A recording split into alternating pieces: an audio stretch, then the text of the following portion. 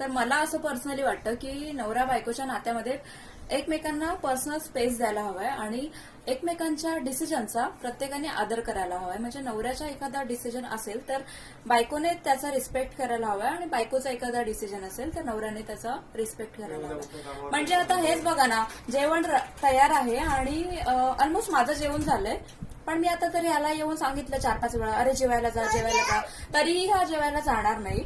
आणि मग अर्धा तासापासून भिनभिन लावली, जेवायला जा आणि त्याच्याच व्हिडिओ मध्ये काय सांगते नाही, हा बोलतोय हा अगदी खरं नाही. तर ती तेवढीच पर्सनल स्पेस त्याला आहे. मी त्याला काय सांगत नाही तू जेवण रेडी आहे तर जेवून घे, का? कारण त्याला त्याचा स्पेस आहे, तो हवंय तेव्हा जेवू शकतो. मग मी त्याला येऊन 4-5 वेळा सांगणार की अरे जेवायला जा, मग तरीही तो जाणार नाही आणि मग मी चिडचिड करणार, मी रागवणार नाही. मग असं ते बरोबर वाटत नाही. मग ती भांडणं होतात पुढे. मग आमच्यामध्ये तसं नसतं. जेवण तयार आहे, त्याला हवंय तेव्हा जेवू शकतो, कारण त्याला त्याची तेवढी पर्सनल स्पेस आहे.